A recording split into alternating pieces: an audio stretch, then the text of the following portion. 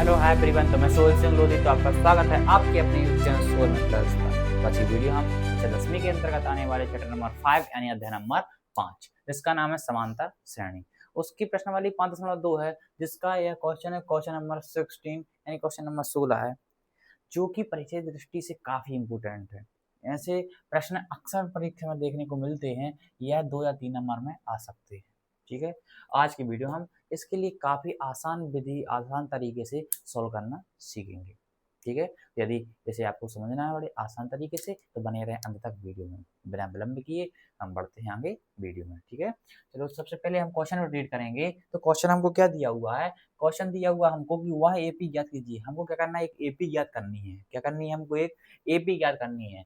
ठीक है, जिसका तीसरा पद 16 है और सातवां पद 5वें पद से 12 अधिक है। तो हमारे लिए जो इन्फॉर्मेशन दी हुई है उसको हम पहले लिखेंगे। ठीक है, हमको दी हुई है, हमको दिया हुआ है, दिया है, हमको क्या दिया है भैया? हमको दिया है कि तीसरा पद है जो कि 16 है, A3 है जो कि 16 है। ठीक है भैया, और क्या दिया है कि जो सातवां पद है, वो सातवां पद है वो कैसा है? 5वें पद से 12 अधिक, यानी A5 से 12 ज्यादा है भैया। हाँ, क्या है? 12 अधिक है। हाँ, उसके बाद हम क्या करेंगे कि भाई सबसे पहले क्या बात होती है कि वह ये ज्ञात करने के लिए क्या होता है? एक भैया हमको ए का मान पता होने होना चाहिए। ठीक है, क्या होना चाहिए? ए का मान पता होना चाहिए और डी का मान पता होना चाहिए। यदि ए और डी का मान हमको मालूम रहेगा तो एपी हम आराम से निकाल लेंगे। ये एपी का व्यापक रूप हो तो क्या होता है? ए प्लस डी, ए प्लस 2D, ए प्लस 3D होता है। तो हमें ए और डी के मान रख के एक एपी आराम से ज्ञात कर सकते हैं। अब ए और डी के मान हमको मिलेंगे कैसे? तो हमने कई बार पिछली वीडियो में कई बार सीखा हुआ है कि यदि हमको ऐसी इन्फॉर्मेशन दी हुई है तो इनसे हम ए और डी के मान आसानी से निकाल लेते हैं। तो सबसे पहले हम लिखेंगे अब क्या ज्ञात करना है। हमको क्या ज्ञात करना है भैया? अब लिखेंगे ज्ञात करना है। क्या ज्ञात करना है हमको? एपी। क्या ज्ञात करनी है? एपी यानी समांतर श्रेणी। समांतर श्रेणी। ठीक है भैया, अब हम लिखेंगे क्या? अब अकॉर्डिंग टू क्वेश्चन यानी प्रश्नानुसार।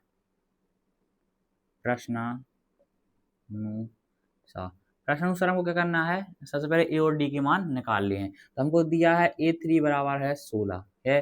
A3 को हम क्या लिख सकते हैं? A प्लस 2D लिख सकते हैं। अब ऐसा क्यों लिख सकते हैं? मैंने पिछली वीडियो में समझाया हुआ है, तो आप पहले पिछली वीडियो देखें और फिर उसके बाद आपको पता चलेगा कि A प्लस 2D कैसे लिखा। ठीक है, इसका मान हमारे पास क्या? 16। क्या है? 16। इसको मान लेते हैं हम समीकरण नंबर 1 यानी इक्वेशन नंबर 1। अब आता है दूसरी चीज, क्या है भैया? कि हमको दिया है A7 बराबर A5 प्लस 12, यानी सातवां पद है जो कि वो 5वें पद से 12 अधिक है। तो A7 को हम क्या लिख सकते हैं? A प्लस 6D लिख सकते हैं, बराबर A5 को लिख सकते हैं A प्लस 4D और प्लस में है 12। ठीक है, अब हम चर वालों को एक साइड कर लेते और अचर को एक साइड रहने देते। ठीक है, तो सबसे पहले A से A कैंसिल हो रहा है और 6D में यहाँ पे बचा क्या? 6D माइनस का 4D। ठीक है, तो यहाँ पे क्या होगा? 6D में 4D है तो 2D बचेगा। ये 2 कहाँ जाएगा? यहाँ पे भाग में जाएगा, तो डी का मान आ जाएगा हमारे पास 6। डी का मान मिल गया हमको 6।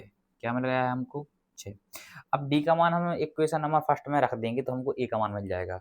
यदि डी का मान हम समीकरण का में रख देंगे भैया, ए में रख देंगे, समीकरण 1 में, सॉरी, डी का मान, डी का मान समीकरण 1 में रखने पर, समीकरण 1 क्या है हमारे पास? ए प्लस 2D इक्वल में 16। ये ना, A प्लस 2D इक्वल में 16। ठीक है, तो हम इसमें क्या रख देंगे? अब मान रख देंगे। कहाँ पे मान रखना है? A प्लस 2D का मान रखना है। D का मान क्या रखना है हमको? D का मान रखना है भैया हमको क्या? 6। क्या रखना है हमको? 6। ठीक है, D का मान हम 6 रखेंगे तो हमको क्या आएगा?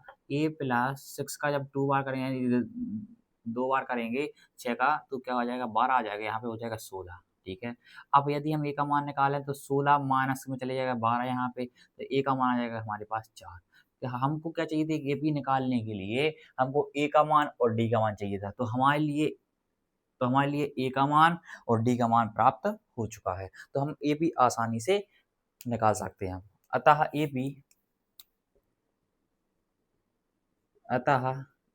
एपी बराबर ए पी बराबर क्या है, ए कॉमा ए प्लस डी, ए प्लस 2d, ए प्लस 3d, बस 4 पद निकालने अपन को। कितने निकालने, ओनली 4 पद बस निकालने।